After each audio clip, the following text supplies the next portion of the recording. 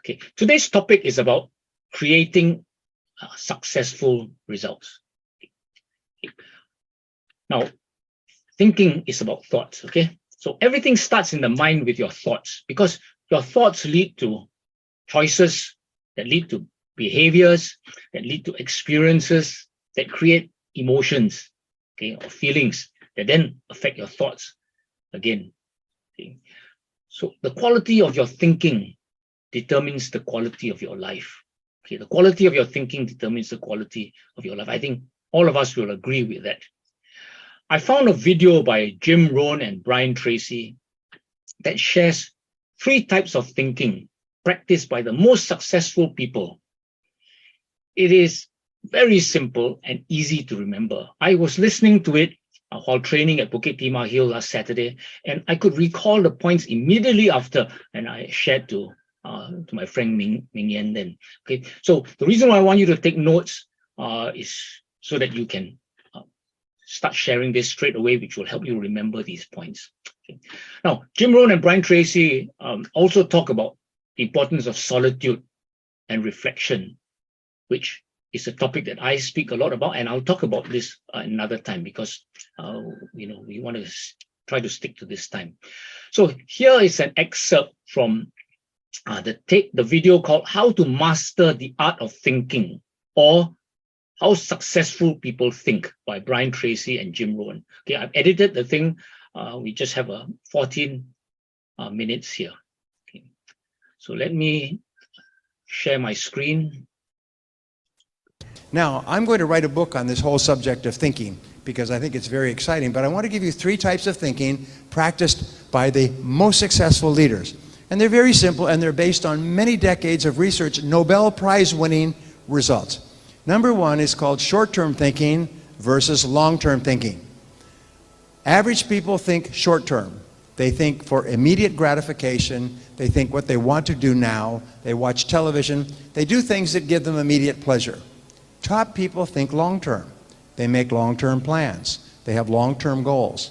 They study and take courses and read books and come to courses in order to develop skills for the long term. So the more you think long-term, the more guaranteed you are to move up in your life and your work and your income. 50 years of research at Harvard transferred worldwide, and I began studying this many years ago. I love this research. Most people missed it when it came out, and it just kind of faded away.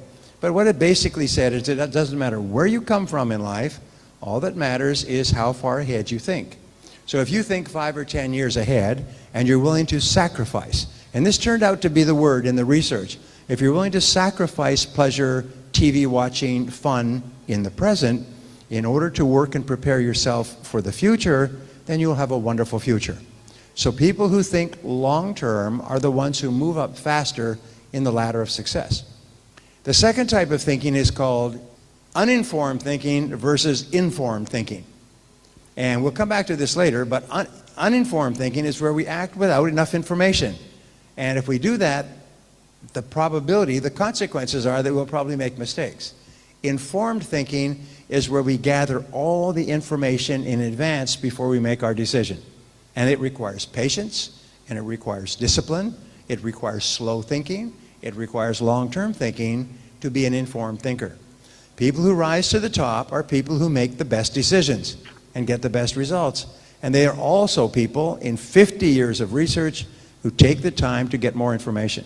They keep asking questions, they keep studying, they keep learning. They hire consultants, they ask other people for advice. Sometimes one piece of advice from one person with experience in a particular area can change your thinking completely. So thinking, as Thomas Edison said, thinking is the most important thing that we do, and yet it is the most difficult, which is why most people won't do it. Most people do not do thinking. It's too hard. And thinking requires that you stop the clock, turn off your cell phone, shut off the phone, and spend some time thinking. In psychology, they call it mindfulness. You take some time and you think quietly about a big decision before you make it. Now the third type of thinking is fast thinking versus slow thinking. Now fast thinking is what you do when you are driving through traffic. You think fast. You have to think fast or you will be cut off or have an accident. Slow thinking is the thinking that is required when you are engaging in activities that have long-term consequences. When you are thinking about your career, when you're thinking about how to use your time, when you're thinking about your projects, when you're thinking about upgrading your skills, you use slow thinking. When you're thinking about business decisions that take a lot of time and money, then you use slow thinking. So the big mistake they found, this is Nobel Prize winning material, is that people use fast thinking when they should use slow thinking. They don't take enough time to think carefully about things before they do them, and then the consequences turn out to be very negative. The longer that you take to make an important decision, the better the decision will be, the higher quality decision. And Lord Acton once said, when it is not necessary to decide, it is necessary not to decide.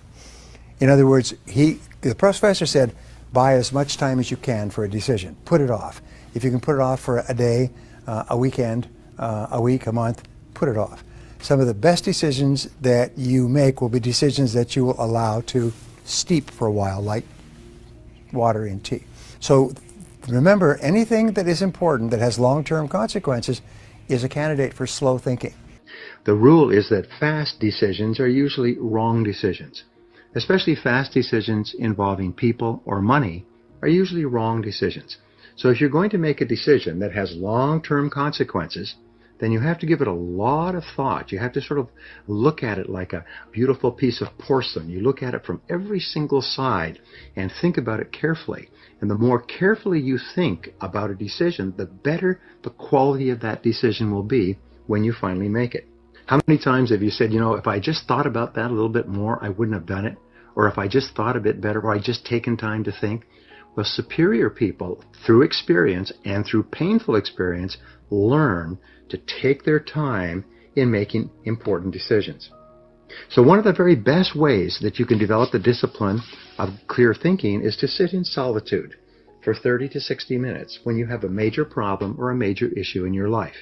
Solitude has been discovered and rediscovered throughout all the history of man as the most powerful of all thinking tools.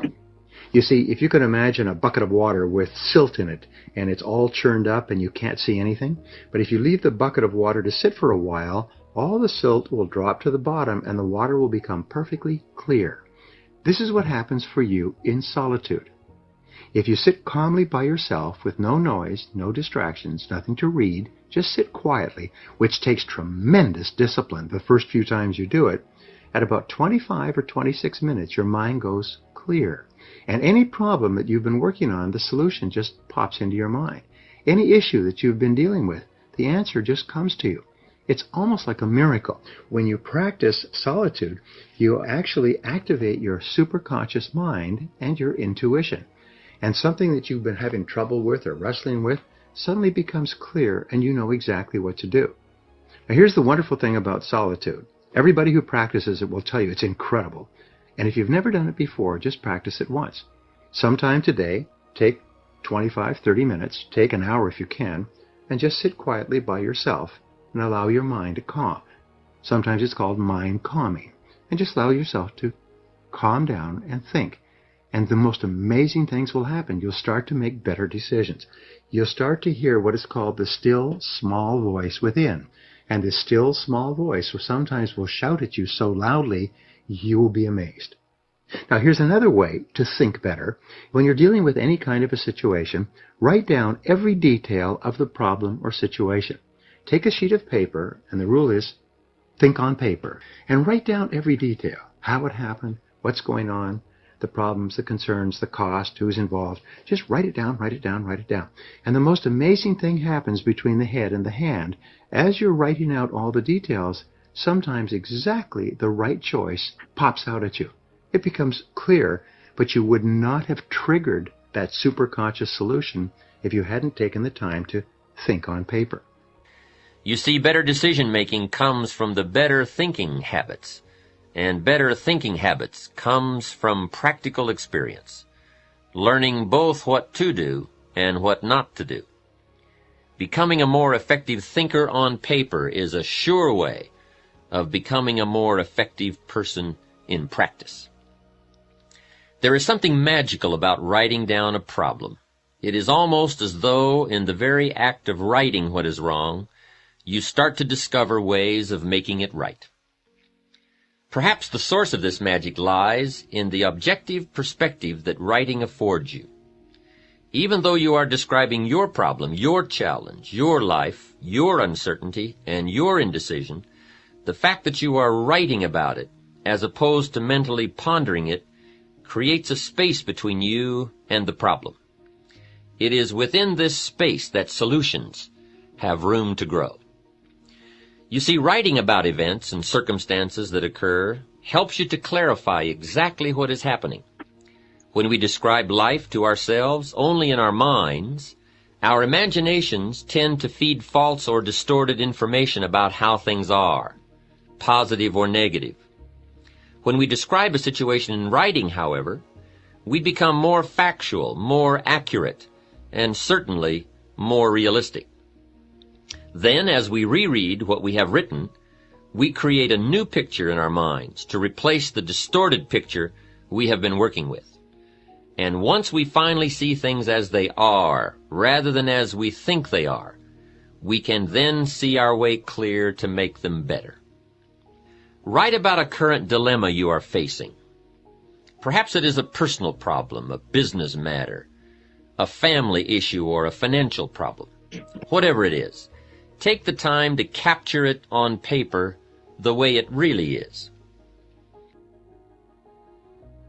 As you begin to develop the habit of writing down your problems, recording your observations, emotions, and reactions to life's events, you will undoubtedly find yourself both posing and responding to a whole new set of questions about your past, present, and future. Why did I say that? Why does he always make me feel that way? If I follow this course, where will I be 5 years from now? As you begin to both ask and answer yourself on paper, you will be amazed at the incredible leaps in personal understanding and self-awareness you will experience.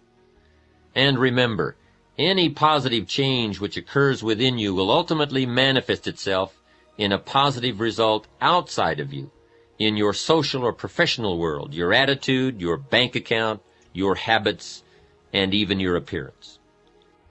You know, Aristotle once said that wisdom, which is the greatest of all human desires, wisdom is the ability to make good decisions, is a combination of experience plus reflection. Experience plus reflection. In other words, you have an experience and then you reflect on the experience and you think about, what does that experience mean to me? How can I use that? What can I learn from it? And I love the line from Socrates that says, the unexamined life is not worth living, which means that the life where you do not take the time to reflect on your experiences. Aristotle said that wisdom is an equal measure of experience plus reflection. And the reason so few people have wisdom is what they have is experience, experience, experience, but they never take the time to sit back and reflect on what's happening to them, reflect on what they're learning. How many people here have seen people get out of bad relationships and get immediately back into bad relationships? Or get out of a lousy job and immediately join a company and get into another lousy job? What is the natural thing that people do? They get fired or laid off from a job, they quit, they go down the street, they look for what? Another job exactly like it. Learn from your setbacks. This is one of the characteristics of high-performing men and women, is that every single time they have a problem or a difficulty, they sit back and they dissect it and they learn everything possible from it. They try to develop general principles. From each setback, they say, what is the valuable lesson I can learn? So you take a look at everything that has happened to you, take a look at the very most difficult experience that you're in right now, and ask yourself, what is the most valuable lesson I can learn from this experience? And believe me, if you look for the lesson, in the Bible it says, seek and ye shall find. It doesn't say seek and occasionally you might find something. It says seek and ye shall find. If you look for the valuable lesson or the seed of an equal or greater advantage or benefit in every difficulty, you will find it. It's always there. So reflecting on your experiences, and the best way to do that is to go for a walk. Just going for a walk where you can't listen to anything, don't take an iPod or anything, just go for a walk, 30 or 60 minutes, and just walk. And while you're talking and reflecting upon something that's going on at work or at home, you'll be amazed at the quality of ideas that will come into your mind. To improve your thinking, talk it over with someone else who you like and trust. and give them the details and ask them to give you their feedback, give you their perspective. Sometimes, especially if you're in a great relationship, the other person can give you a perspective that completely changes your ideas. A good way to think better is to ask, especially if you're frustrated or having difficulties, ask, what are my assumptions? What am I assuming about this situation that may not be correct? What if my basic assumptions about this relationship, about this job, about this product or service or this investment, what if my assumptions were wrong? Then what would I do? And here's the key to good thinking. Be open to doing something completely different. Be open to admitting the possibility that you could be wrong and doing something completely different. And what that does is it opens up your mind and your perspective so you can see all kinds of possibilities that you may not have seen before. So clear thinking is the discipline practiced by the most successful, happiest, and wealthiest people in our society. That point to a lot of things that we have talked about, we are practicing. Okay, now I'll give you one last practical tip to good thinking. Okay, and this is from Connor Frenta. Okay? He says, coffee has always been a significant part of my life. For me, it's a chance to start my day and gather my thoughts. It's fuel for my creative process.